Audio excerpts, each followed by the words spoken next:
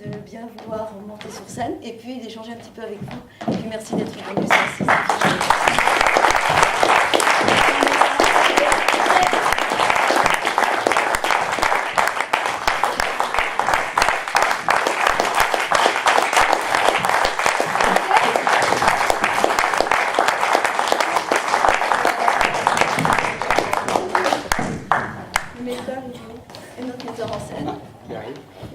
le metteur en scène. Alors, merci à Christine de nous avoir fait l'honneur de venir nous C'est un voir. plaisir. Voilà. On s'assoit ou on reste debout? Comme on veut. Peut-être prendre le fauteuil de Paul finalement. Voilà. On peut se lever, on peut se... Je ne peux pas sortir.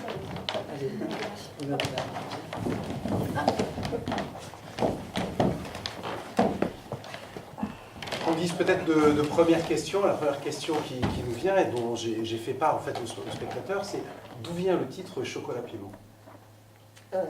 Chocolat piment, du parfum du gâteau. Et surtout, des rapports familiaux qui sont à la fois la douceur et la violence et le mélange des deux. Voilà. J'avais la bonne interprétation. Merci. Et est-ce que, après, si vous avez des questions, n'hésitez pas. Comment vous est venue l'idée de cette pièce? Alors, l'idée m'est venue... une pièce, ça se construit souvent sur juste un départ, un fil de départ. Le fil de départ, c'est un ami qui est venu à la maison, qui a un certain âge, qui a non, un âge certain, voilà, et qui a une situation bien voilà, sociale bien établie, qui d'habitude se la joue un peu, voilà. Et d'un seul coup, il avait reçu une lettre d'une femme qu'il avait aimée quand il avait 20 ans. Et là, d'un seul coup, il était en pleine panique parce qu'il ne savait pas si il devait lui répondre. Il ne savait pas. Il y avait, voilà, bon, il était dans une espèce de... C'était un enfant, il avait 20 ans, en fait. Et d'un seul coup, je me suis dit, cet homme qui s'y croit, tout ça, face à ce passé qui revient, est en pleine panique. Et en fait, ce passé qui ressurgit lui donne une âme d'enfant et en même temps le fragilise. Donc j'ai eu envie de partir sur cette idée du passé qui revient, qui ressurgit. Voilà. Mais c'est juste l'étincelle et après j'ai construit une histoire. Excellent.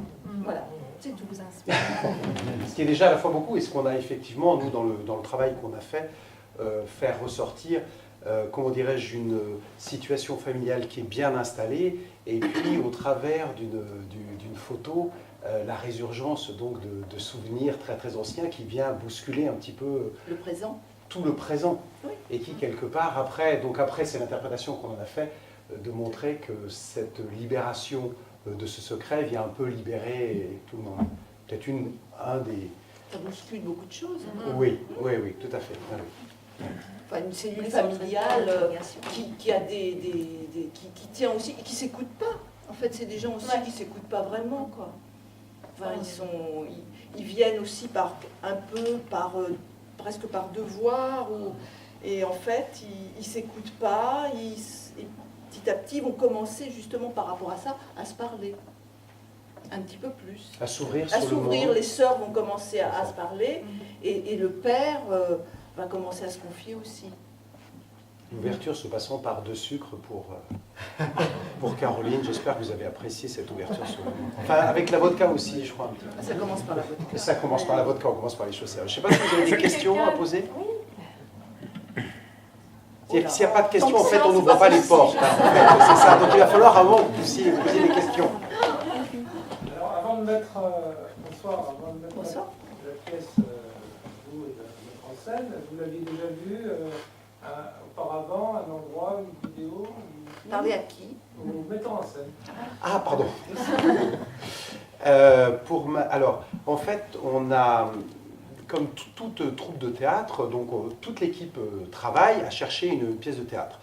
On essaye de trouver des pièces de théâtre qui soient un petit peu en mode champagne, c'est-à-dire à la fois il y a un petit peu d'alcool, de l'ivresse, et en même temps on parle de sujets qui sont importants, et on sait combien les secrets sont des menaces et sont des boulets pour les familles. Donc il y a vraiment quelque chose de très important. Donc on a commencé à à chercher. Et en lisant donc la pièce, donc, Michel a fait une recherche et a trouvé cette pièce, donc on a acheté. Et au fur et à mesure qu'on a commencé à la regarder, on s'est dit, waouh, voilà, elle rentre complètement dans nos critères. Donc après, en tant que metteur en scène, bien sûr, je suis allé voir sur YouTube s'il y avait quelques extraits, mais généralement j'essaye de ne pas y aller parce que ça risque de me mettre dans une ornière. Vous voyez, je veux dire, de style, la personne s'est représentée la chose comme ça, je vais le faire.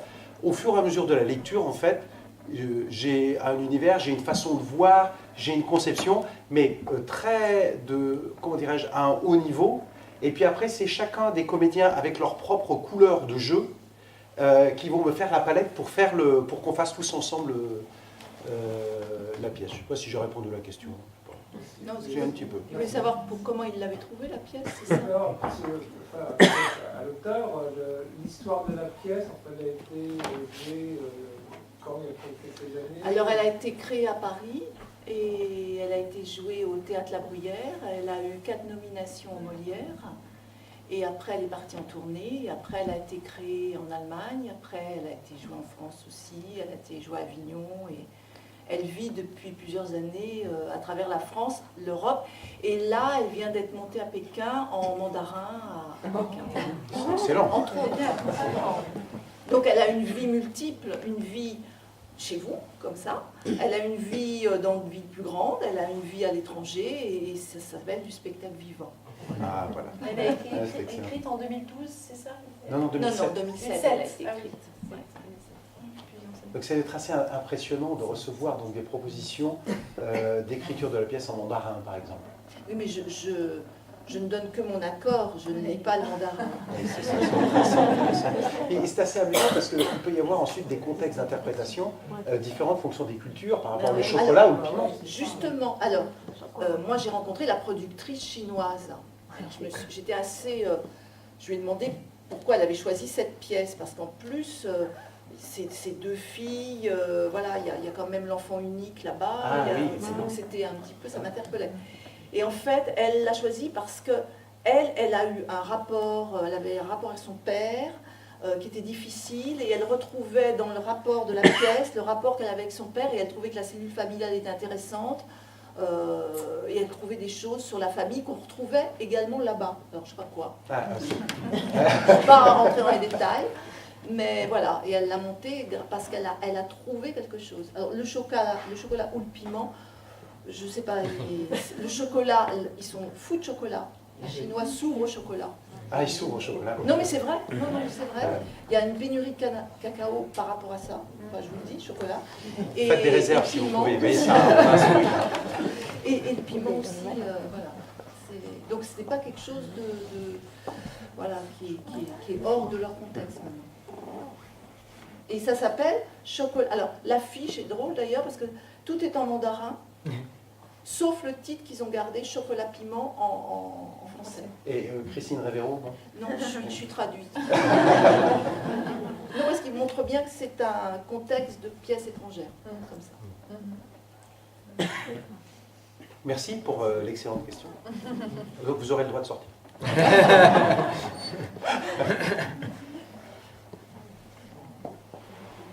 Y a-t-il d'autres questions? Ah, super. Est-ce que par rapport aux premières fois où a été jouée la pièce, il y a une évolution au cours des années, on change des petites choses, on se dit tiens ça...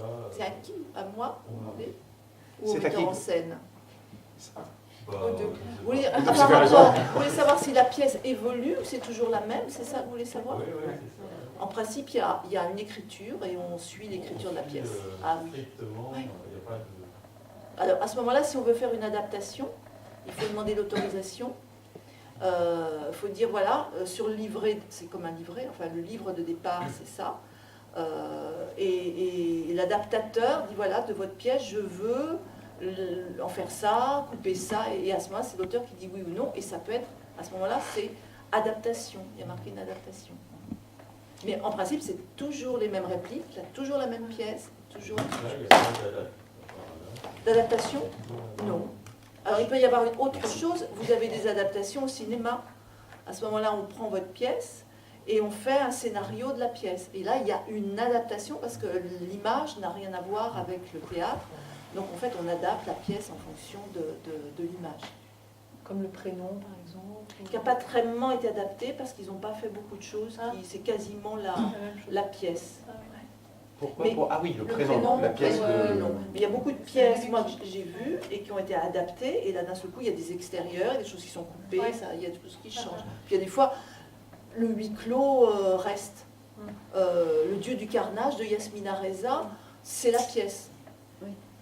C'est la pièce, c'est ce huis clos. Cuisine Indépendance aussi.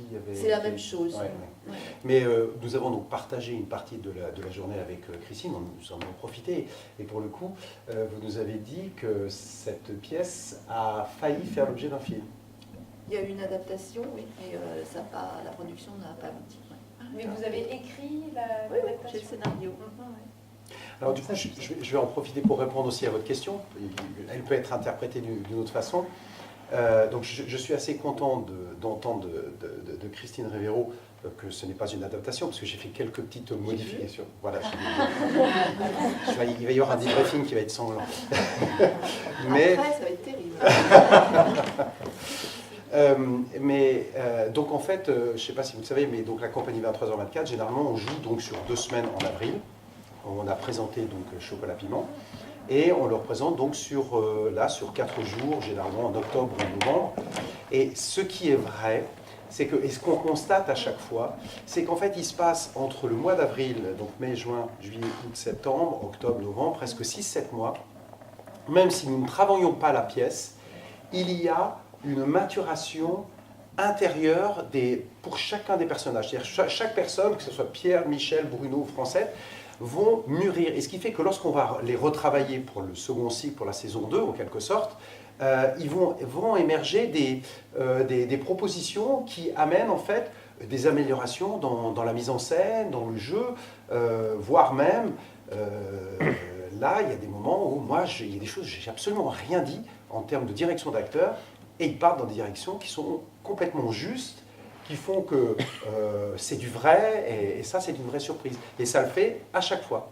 Alors qu'on part du même texte, hein, c'est bien ça, on part du même texte, mais les interprétations sont vraiment nourries d'une personne et sont vraiment très matures. Les et très personnages justes. évoluent en fait. Du coup, là, on a repris évidemment les personnages avec plaisir et depuis nos répétitions, on s'est rendu compte, mais ça nous échappe un peu en fait tout ça. C'est quand on reprend et qu'on revit sur scène, puis la connivence aussi avec les autres personnages, enfin avec les autres comédiens, tout ça évolue et on va vers des endroits.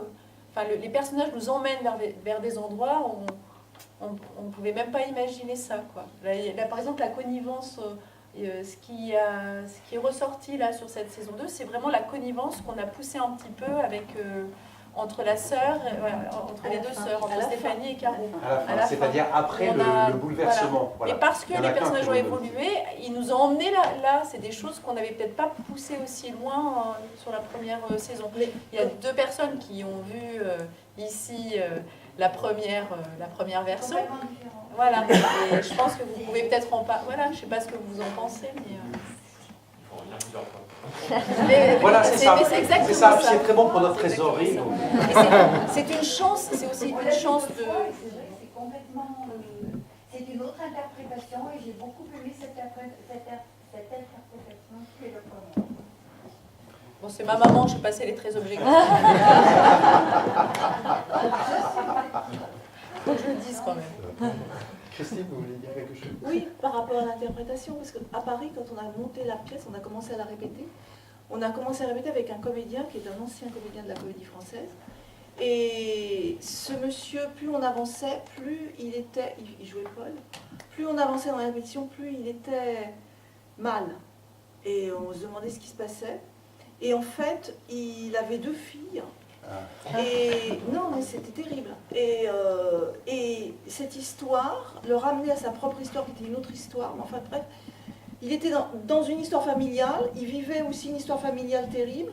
Ce qui fait qu'au bout d'un moment, il a craqué. Et il a fait une dépression énorme. Et Faites attention, vous nous tenez au courant. Hein. non, mais ça l'a tellement. Voilà, il a arrêté et un autre comédien a repris la suite. Parce qu'en fait, ça l'a ramené à sa problématique. Et il était fragilisé, il dit je joue ça, mais ça me ramène à ma problématique, je ne peux pas, ça me fait trop mal. Pas la pièce, d'être amené à ça sa relance à problématique. sa ouais. Mais c'est vraiment ça, c'est-à-dire que le travail qui est fait, le travail d'acteur est vraiment de ne pas « je montre que », c'est vraiment ce vers quoi j'insiste, c'est d'être. Donc dans la mesure où vous allez chercher dans l'être, au fond, pour faire sortir quelque chose, forcément c'est pas anodin. Et on a vu plusieurs fois, on en parlait durant le repas, des personnes dont le comportement s'est légèrement modifié. Il y avait une partie qui était un petit peu interdite, et le fait de le monter sur scène et de le développer a fait que cette personne a pu prendre des choses qu'elle s'interdisait auparavant. Voilà, donc on fait de la psychothérapie Mais aussi. c'est tout le problème du jeu du comédien. Devant une pièce nouvelle, devant un texte nouveau, on est devant une espèce de corps étranger qui ne nous appartient pas du tout, qui est comme une statue, comme un paysage, et qu'il va falloir intégrer. Et il y a une familiarité qui se crée petit à petit avec l'ensemble du texte, l'ensemble du rôle, parce qu'on répète. Alors moi j'ai une très mauvaise mémoire, et je suis obligé de répéter énormément le texte. Mais au fil des jours, des semaines, des mois, il devient cher. C'est une phrase de Michel Bouquet que je trouve absolument vraie et juste. C'est le texte devient cher, c'est-à-dire qu'on l'a digéré quelque part, on l'a métabolisé, on l'a assimilé, et il devient nous-mêmes. Alors c'est là qu'il y a une grande difficulté, effectivement. Si cette rencontre entre un texte qui est étranger au départ se fait avec une problématique difficile du comédien, c'est ce que disait déjà M. Diderot, il faut être soi-même, bien sûr, et être l'autre. Et c'est de la schizophrénie, littéralement. Donc, il y a cette difficulté qu'il faut surmonter et qui peut excuser peut-être les libertés qui viennent à certains moments par rapport au texte, parce que l'émotion est présente et il y a des dérapages parfois qui sont tout à fait involontaires. Certains sont indiqués par le metteur en scène lui-même. Ça me retombe Et dessus, c'est normal. c'est parce que c'est un dictateur éclairé. Mais indépendamment des prescriptions, je parle de prescription parce que je suis médecin, du metteur en scène, eh bien, il y a l'émotion du comédien qui est présente et qui va lui faire dire des choses qui ne sont pas exactement le texte parfois. C'est pour ça qu'il faut nous excuser si on a pris parfois quelques libertés. Le comédien ne répète pas des choses, il crée quelque chose. Et voilà, donc dans la création, il y a toujours des faux pas, des difficultés, des faiblesses. C'est vraiment très intéressant parce qu'on a discuté donc aussi avec Christine, on lui demandait comment est-ce qu'on faisait pour écrire une pièce de théâtre, comment est-ce que ça pouvait se passer. Et ce que j'ai trouvé très intéressant, c'est qu'à un moment, vous nous disiez, pardon, qu'en fait, au début, vous partiez sur l'écriture de personnages et que parfois, des personnages vous échappaient. Savoir si on connaissait la fin, on commence à écrire, oui, on écrit, on a un rail, on dit on va là, et puis on prend ces personnages, on va là. Puis d'un seul coup, les personnages vous amènent en se disant mais non, c'est pas là, c'est là. En fait, les personnages vous amènent dans un autre rail. C'est extraordinaire. Et il se dit mais oui, bien sûr, on commence à écrire et en fait, c'est les personnages qui vous amènent à... Mais pour atteindre toujours le même objectif. Pas forcément. Ah. Pas forcément. C'est les personnages qui Donc ça prennent le répond pouvoir. à la question, est-ce qu'on sait la fin ou pas d'un livre? On Pas peut aussi forcément aller de A à B, pas changer la trame, et d'un seul coup, on peut quelquefois changer la trame. C'est pas... Et c'est assez intéressant de voir que ce processus de création se retrouve au début, donc à l'écriture, mais aussi au moment du jeu, puisque, comme tu le disais Michel, il y a des moments où c'est le rôle qui prend un peu possession. Oui, voilà. Et c'est le moment de danger du comédien, Ouais. c'est lorsqu'il est tellement mu par l'émotion qu'il peut en oublier le texte parfois. C'est toujours un petit peu le moment qui est un petit peu difficile. Et comment ça se passe quand vous avez écrit votre pièce? Après, dans le concret, qu'est-ce qui se passe après? C'est vous qui allez trouver les comédiens? Il y a toutes les étapes sont possibles. Alors, ma première pièce, je l'ai écrite, je vous passerai les détails, c'était compliqué parce qu'il y avait beaucoup de personnages. Dans le théâtre privé, c'était difficile de le monter, mais enfin bon, je l'avais écrite, j'avais envie de la monter, et tout ça. J'ai pensé à une comédienne qui a été nominé aux Molières. Je l'avais croisée une fois, je ne la connaissais pas. J'ai réussi à avoir son numéro de téléphone, je l'ai appelé. Et je me suis présentée, on s'était croisés. Bon, voilà. Et je lui ai dit, est-ce que vous accepteriez de lire, c'est ma première pièce. Et elle m'a dit, ok, envoyez-moi. Donc je lui envoie. Elle l'a lu tout de suite. Elle m'a appelé, elle m'a dit, j'adore, c'est formidable, je la donne à mon agent. Elle la donne à son agent, l'agent le lit. Et l'agent le donne à une metteur en scène. Cette metteur en scène lit la pièce, elle dit « Ah, ça me plaît !» Et hop, c'est parti comme ça. Et la metteur en scène a pris la pièce avec la comédienne et on a cherché ensemble un théâtre. Et on a trouvé le théâtre. Voilà. Ça n'est pas le premier qu'on a trouvé, on en a fait plusieurs, ça ne se fait pas tout de suite. Voilà. Ça, c'est la première chose. Chocolat Piment, je l'ai écrite, je l'ai envoyée moi directement à un directeur de théâtre que je voulais, qui était le La Bruyère, Stéphane Meldec, qui avait créé Cuisine et Dépendance, qui a créé plein de pièces magnifiques. Bon. Stéphane l'a lu, m'a dit « Ok, je suis partant ». Il m'a fait « Tu as quelqu'un, tu as un casting ?»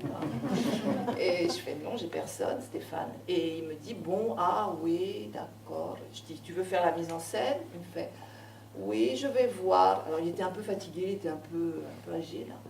Et puis je lui ai proposé un metteur en scène.